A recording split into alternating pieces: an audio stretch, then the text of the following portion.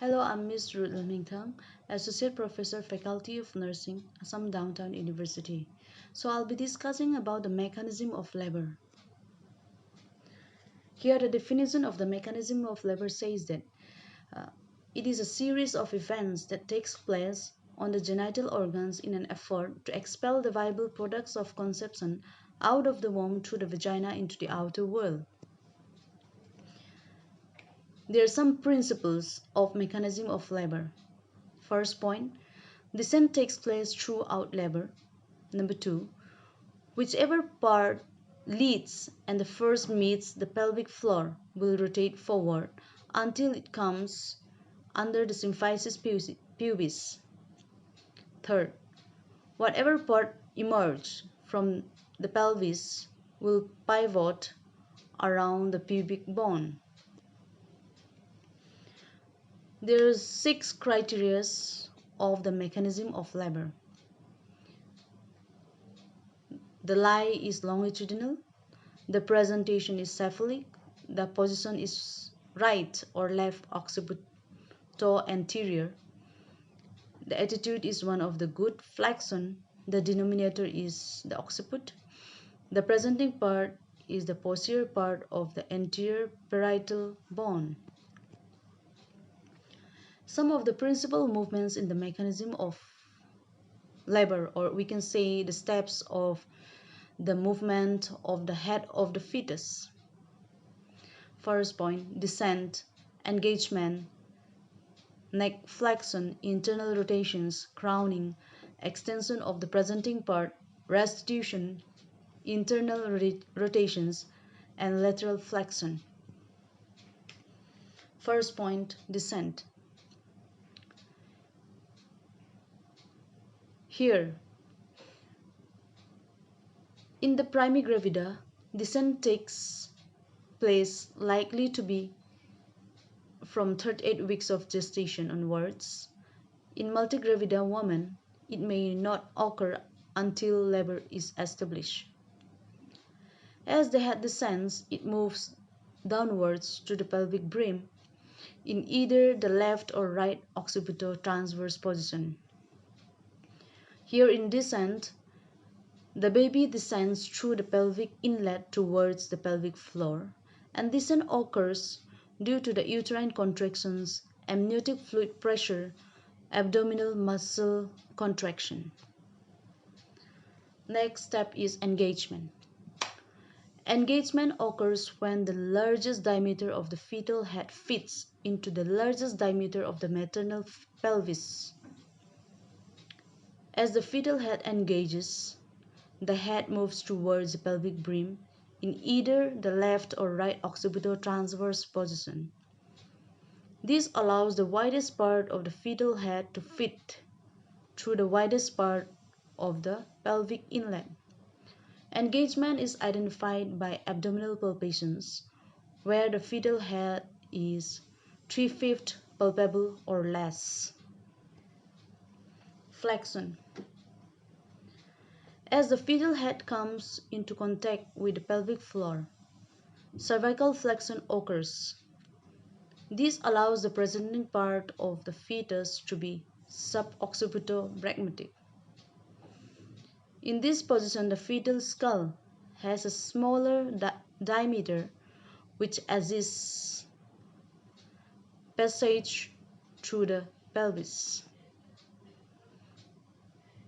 Internal rotation of the head. With each maternal contractions, the fetal head pushes down on the pelvic floor.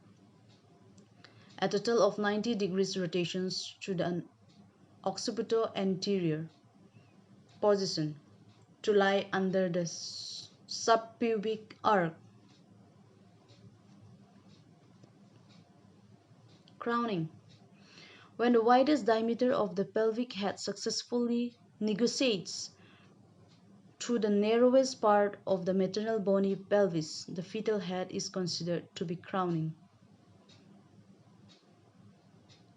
This is clinically evident when the head, visible at the vulva, and no longer retreats within the contractions. Complete delivery of the head is now imminent, and often the woman who has been pushing is encouraged to pant so that the head is born with control. Extension of the presenting part. The occiput slips beneath the suprapubic arc as the head extends, and the nape of the neck is pivoting against the arc. Restitution. The head externally rotates to face the right or left medial thigh of the mother. Here, because of the shoulder at the point of the head being delivered are only just reaching the pelvic floor, they are often still negotiating the pelvic outlet, and the fetus may naturally align its head with the shoulders.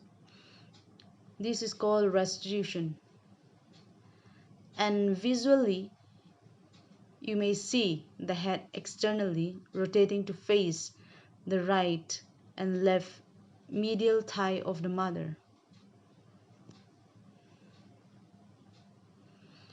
Internal rotations. During the next contractions, the shoulders having reached the pelvic floor, evidence of this movement inside can be visualized by seeing the head externally rotating as the fetus keeps its spine aligned. You can see in the picture there. As the same line, the shoulders are rotating from a transverse position to an anterior posterior position. This is realignment of the shoulder with the head, which is called as restitution. Delivery of the shoulders and body. Downward traction by the healthcare professional will assist the delivery of the anterior shoulder below the suprapubic arc. This is followed by downward traction assisting the delivery of the posterior shoulder. The fetal body will be delivered by the contractions. The healthcare professional's role is only to assist safe negotiations of this last stage. So with the downward traction from the picture, you can see the anterior shoulder is delivered, and with the upward traction, the posterior shoulder is delivered. And here at the last picture, you can see the trunk or the body of the fetus is delivered by lateral flexion. So that is all about the mechanism of labor or the steps of the birth of the fetus. Thank you.